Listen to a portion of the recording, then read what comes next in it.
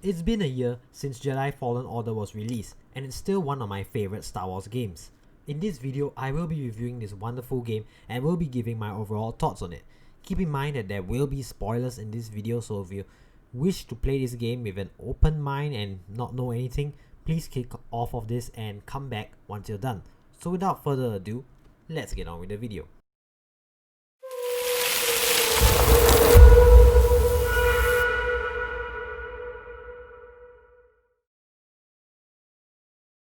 Okay, let's talk about the story first. Just another reminder that I will be going to spoiler territory with this, so be warned. The story revolves around our main protagonist Cal Kestis, who is trying to get a holocron which contains the names of Force-sensitive children.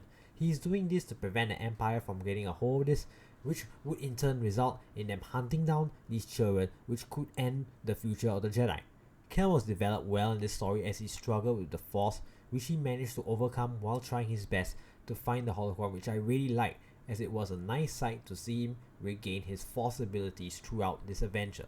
It was also reflected in the gameplay, where more abilities were unlocked as we progressed further in the game. I love when a game keeps introducing new stuff like this even when we are quite late into it, which is what Fallen Order does really well. Seer and Grease also had nice small arcs which were tied up well in the story, which were good as they helped bring tension among these characters, which helped their bond in the future, which managed to make us feel more invested in them.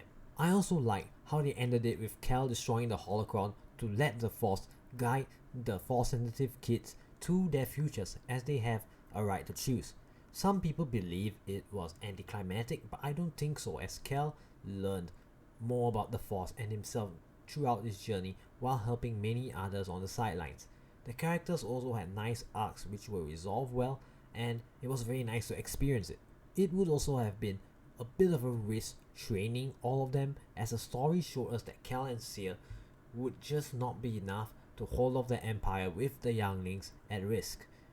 So, the villains also were done very well, especially the second sister. I love her arc and how it tied in with Seer, and it was done very well, and it was wrapped up kinda sadly, but yeah, I think it had to go that way, and we had a very cool moment from that, and I know you know what I'm talking about.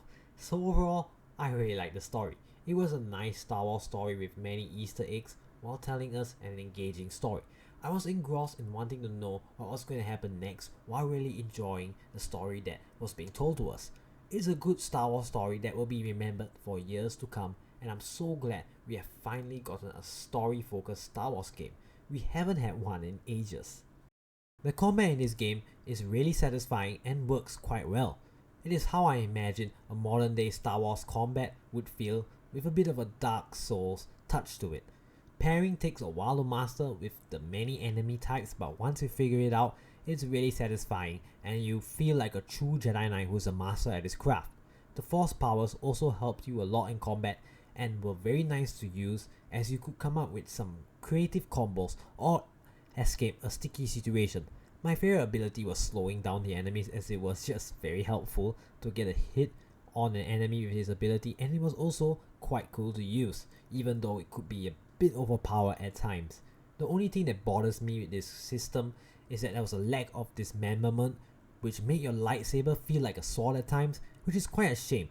Other than that, the combat is actually very close to being perfect, and it was a joy to use this system while playing this game. Alright, now I'll be talking about the side activities. They are mostly fun to do, as they help make your character more powerful with things like the additional stim canisters and Force essence, which will help you a lot in combat.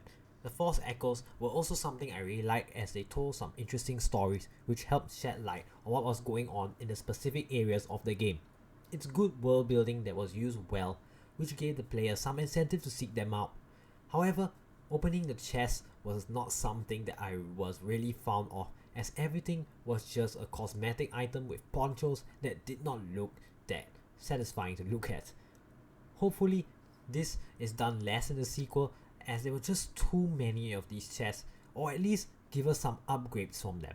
Despite its problems, I still really enjoyed the side activities in this game, and they were mostly engaging and fun to participate in, and it would be really good if there was just more in the tons of chests that were scattered around but despite that, I still had a lot of fun 100%ing this game. The traversal in this game can be quite annoying when you first start it because the sliding is just not responsive and it really could have been done better. However, the climbing works well and you could still get around reasonably well if you can ignore the sliding part. The holo map was also quite new to me as I never used this system before and it was quite confusing to use at first, but it really grew on me after a while and I really enjoyed this unique system. So overall, I still enjoyed the traversal system, but the sliding really could have been improved. In conclusion, I had a lot of fun in this game and it's one of my favorite Star Wars games. It has brilliant combat along with an engaging story which resulted in this game doing very well. I hope the success of this game has shown EA that Star Wars fans still want an amazing single player experience just like this, and not just multiplayer. I am looking forward to the future of this franchise and it was really nice looking back at this game 1 year later. Alright guys, I hope you enjoyed this review and I'm sorry for not making a video for quite a while as I was just trying my absolute best to finish Assassin's Creed Valhalla as fast as possible without getting spoiled as it's such a long game and I really did not want to get spoiled on it. The review of that game will be the next video that I will be working on.